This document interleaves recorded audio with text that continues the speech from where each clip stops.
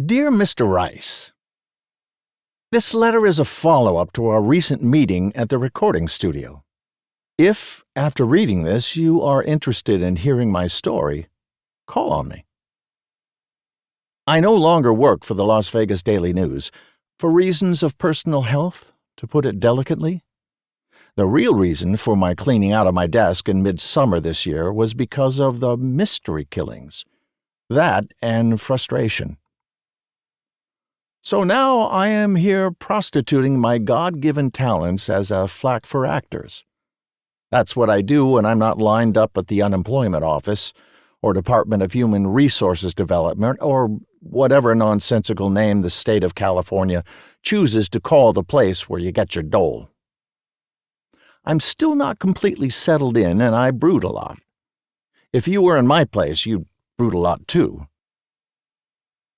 You would sit and wonder how in the goddamned hell you could have been so completely surrounded with well-meaning idiots who couldn't see past their noses to the evidence, or who wouldn't get out and look for it.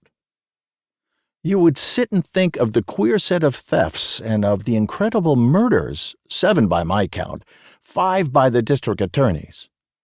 The same DA who is now running for re-election on the anti-drug, anti-youth ticket. The same DA who publicly claims a 95% conviction rate and more than 2,500 crimes solved in 1969 to 1970. The same DA who has the real answer to 6 of those 7 murders, but who will always keep the file closed and hidden. Let there be no doubt, the DA's office did conduct an investigation. So did the Las Vegas Police Department, the Clark County Sheriff's Office, and the FBI. The Daily News conducted a very half-hearted follow-up.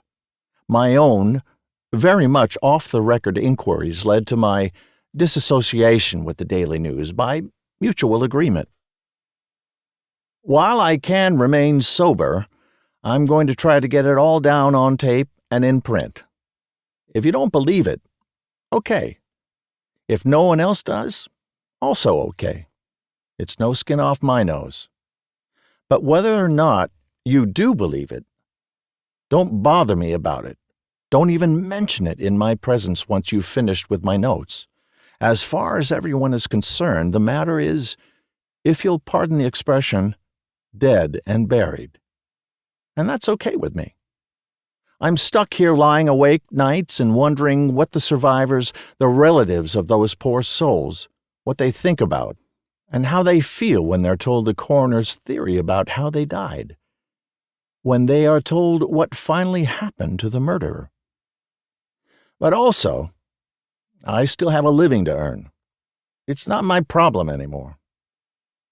However, in the short time I had to talk with you, and in a bit of checking I did later to find out how much money you're worth, I feel certain you are the man to either solve this mystery or go nuts from trying. So come on, Mr. Rice. Give me a call. You have my card.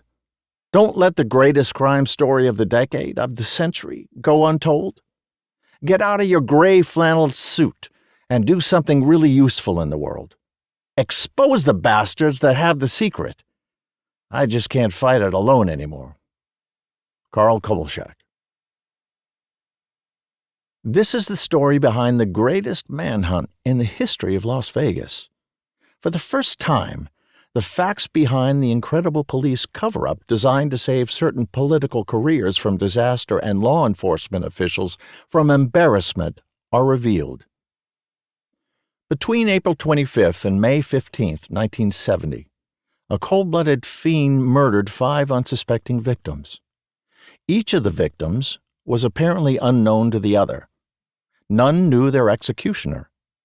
Robbery was ruled out. So was vengeance. And there was no evidence of sexual assault. The only clues to the killer's motive and his weapon were so unbelievable that to this day the facts have been suppressed in a massive snow job by mutual consent of the law enforcement agencies involved in the local press. By the end of the summer of 1970, 2 more people had died, and expert witnesses had either left Las Vegas or were unavailable for comment. One man, an irascible second-rate journalist named Kolchak, dared to print the truth. Each time, however, his reports were censored or suppressed altogether. In his attempts to reveal the truth, he was laughed at as a drunk and a lunatic. Read and discover for yourself why the findings of the coroner's inquests remained hidden from the public. Learn why Kolchak suddenly left Las Vegas for personal reasons. And when you have finished this bizarre account, try to remind yourself, wherever you live, it couldn't happen here.